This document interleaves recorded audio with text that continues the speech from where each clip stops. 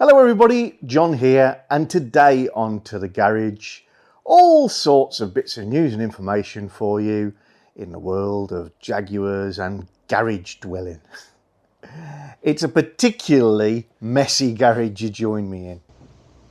I've got all sorts of things all over the place because I've been tidying up my garage, my shed, my loft and my late father-in-law's garage.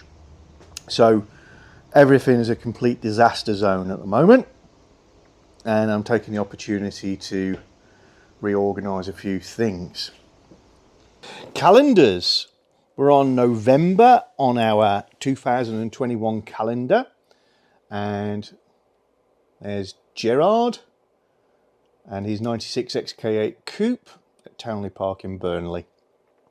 And Gerard was one of our runner-ups for the 2020 photo competition for 2021 calendar, and this year he's our winner, so we'll be seeing some more of him.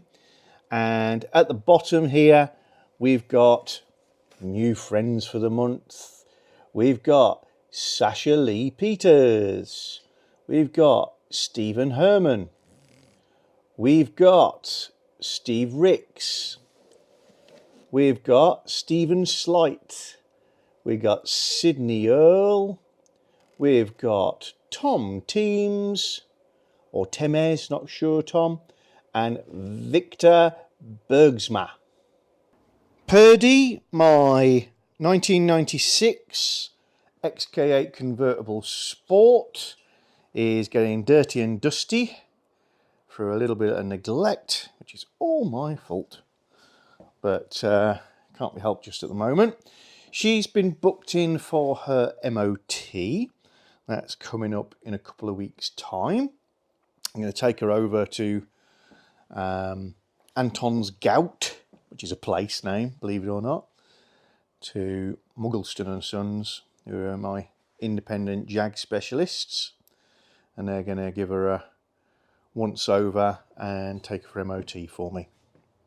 Been noting that the paint is starting to flake off on my waist seals quite recently, and I'm going to be addressing that soon. I say a lot of things are going to happen soon with good intention, but life and the world gets in my way. But yeah, I'm going to be dealing with those. It's a real common issue on the XK8 and XKR, but these aluminium strips are painted Dorchester grey, and over time they start to corrode. The metal starts to corrode, it lifts the paint and they start to look really ugly. And also the rubber seals themselves that scrape against the glass start to degrade, particularly if your car has to live outside in a hot climate, and before you know it they're in bits. So that's got to be addressed. But in terms of MOT-ableness, which is the UK roadworthiness test, if you like, annual check, I think Purdey's in good condition and won't have any issues. Cross fingers. The 2022 calendars are now a thing. And if you're a winner of the competition, i.e. you are the winner, Gerard, well done, or one of the 11 runners-up, then a calendar has already been posted out to you. If you're in the UK, you should have it. If you're in a distant land, then you may have to wait a little bit longer, but they should be on their way to you. So by the time you see this video, if you've not seen your calendar, maybe give it 5 more days and then give me a shout if there's an issue.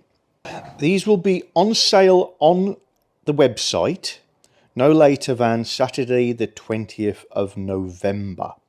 So look out for that. They are a very strictly limited edition item. Every one of them sold out last time. There is 200 in this limited edition. Every one of them serial numbered and signed by me. So just to give you the look without taking you through the whole calendar, This year, each one of our winners is represented by a major big image, and then we have these nice background shots and a little bit of information here which is talking about hints, tips, history of the XK8 XKR X100 in relation to the image that you're actually looking at. So here is a little bit about wheels and wire wheels, for instance. And on the back cover is a space, and you can see this is fresh out of the box, where the serial number will be. So number 13 of 100. The first 12, remember, have already been sent out. And that will be my signature, just so that if I ever become famous, you can sell the calendar later. I'm going for Pirelli. See if I can beat the Pirelli calendar. While we were doing the video about emergency release methods for the boot or trunk, we had a few questions that seemed unrelated at the time. And these were, please John, what's the little cable that sticks out beside your CD changer? That is the remote charging point for my C-Tech battery charger. And this comes with the battery charger. You can buy some optional extras which are rather more snazzy, and I know a few of the subscribers have got those, where you can basically mount a little board, maybe in this panel here, that has the socket in it and a little charge indicator. Very nifty. But mine's the more basic one, and it's just got two cables running to the battery, and I pop them out through the aperture where the CD player comes out. And when I want to charge my battery, I just flip that cover open. This is the other end of the C-Tech charger. You literally plug them in like that, and then plug in the cable into the wall. And because mine's charging in the garage, I don't mind leaving the boot open, so it's all great. I've been looking at options for later to do another remote charging point. And I've got two great ideas that, like most things, I'm going to struggle to get round to. But I'll share them with you just for your interest. By the way, the charger I use is a C-Tech MX 5.0. I get asked that a lot. Other chargers are available, not sponsored. If I just pop my fuel release, I know this will wind some people up because fuel and electrics, and I understand that, but bear with me. One of the options for a really neat solution would be to put a hole here and mount the charging socket in that panel, so that you can conceal or expose externally a charging point. I really like that idea, just from the way it would look. It has some drawbacks in that the open side of the socket would be facing slightly up, even though it have a seal bung in it, so water might run down to it. Also, it is two electrical contacts near a fuel filler cap. However, that is supposed to be sealed off. Yeah, it's probably not ideal. Another one, probably something more doable, is to utilize a cap like this in an area of the scuttle so that you could plug in with the bonnet still shut. Again, relies on having a really good seal on the electrical connection. So just looking for ideas and opportunities at the moment for a really good remote charging point. That means you can plug into the car with all of the doors, boot, bonnet shut and still charge her up. Also, after the video on how to get into your boot as a matter of last resort, lots of people were suggesting that why don't you add to the mechanism that's behind here a cable pull release that goes through a grommet and hangs down behind the rear bumper. Nobody's going to find it.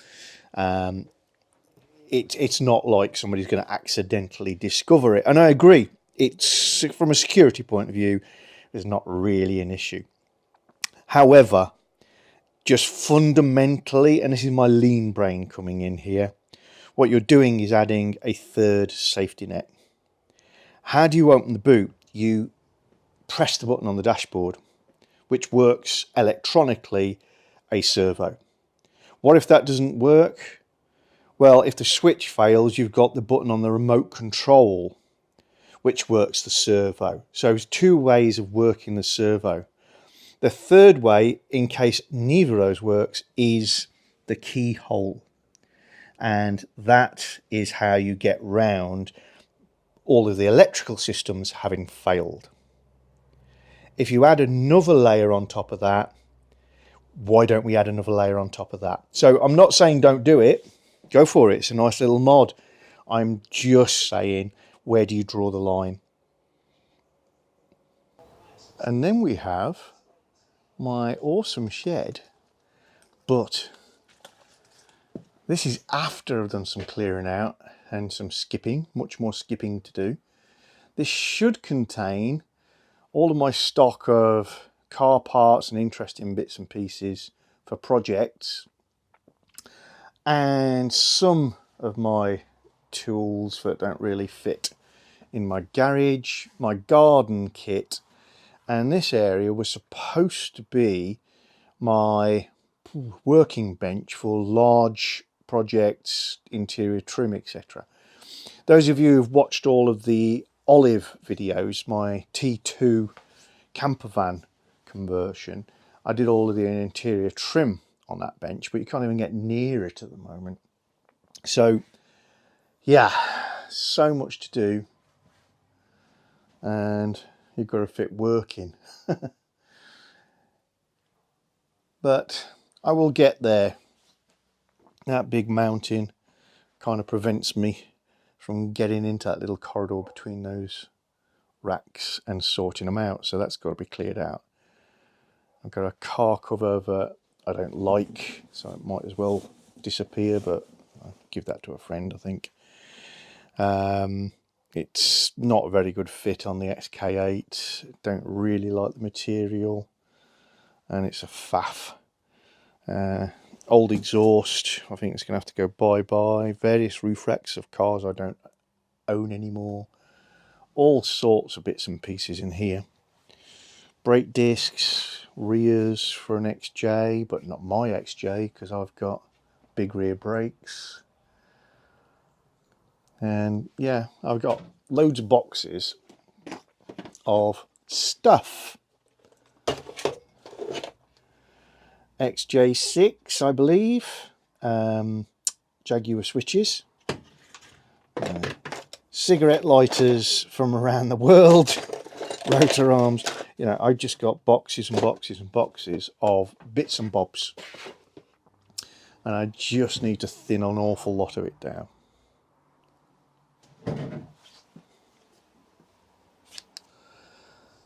As discussed, it's looking quite messy in my garage, and I don't like that. I'm inherently a tidy person, and that's not half of it. So over here I have a skip. This is skip number 2. Some of it has been used to clear out my late father-in-law's garage, but also regulars amongst you will recognise that there was a shed there, and that shed is gone in the skips as well, and that's to make more space for Ruby and an outdoor space for me to work in when the weather's good. I have a nice concrete pad. I mean, I'd say nice, it's got plenty of cracks in it, but once upon a time when my house was new, this was intended to be another garage. But yes, so I've got this big wall now with an electrical point that I will convert to be a 3-pin socket and a motor caravan charging outlet.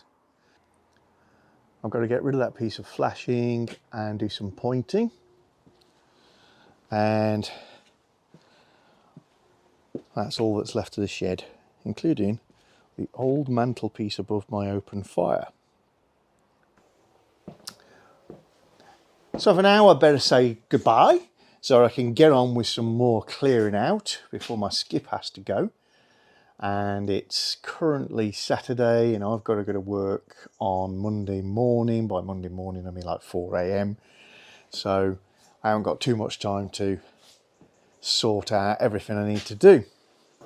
But I shall see you all very soon in another XK8 show, in another Secrets of the XK8, or in just a general to the garage video. Thanks for watching, everybody. I really appreciate it. Bye! If you're enjoying our channel, then don't forget to subscribe and click the little bell icon so you get notifications of new videos. And please give us a thumbs up or thumbs down, and you can share the videos. And below the video is always the area where you can comment and get involved with the chat.